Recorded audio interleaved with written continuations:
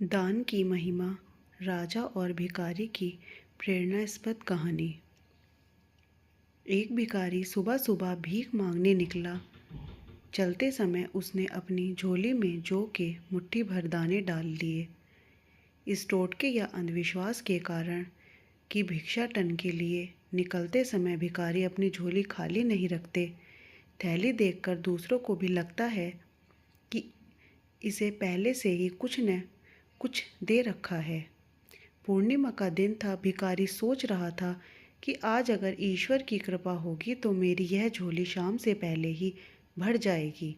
अचानक सामने से राजपथ पर उसी देश के राजा की सवारी आती हुई दिखाई दी। भिखारी खुश हो गया।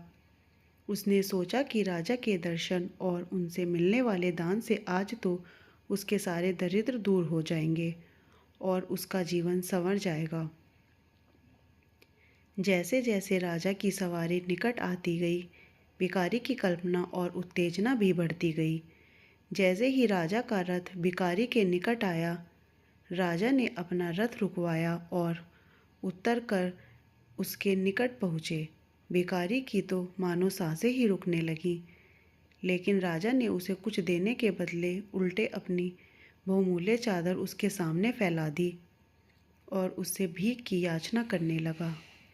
भिखारी को समझ नहीं आ रहा था कि वह क्या करे। अभी वह सोच ही रहा था कि राजा ने पुनः याचना की। भिखारी ने अपनी झोली में हाथ डाला, मगर हमेशा दूसरों से लेने वाला मन देने को राजी नहीं हो रहा था। जैसे तैसे करके उसने 2 दाने जौ के निकाले और राजा की चादर में डाल दिए। उस दिन हालांकि भिखारी को अधिक भीख मिली, लेकिन अपनी झोली में से 2 दाने जौ के देने का मलाल उसे सारा दिन रहा। शाम को जब उसने अपनी झोली पलटी तो उसके आश्चर्य की सीमा ना रही।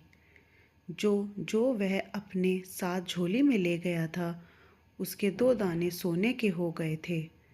अब उसे समझ में आया कि यह दान की महिमा के कारण ही हुआ है।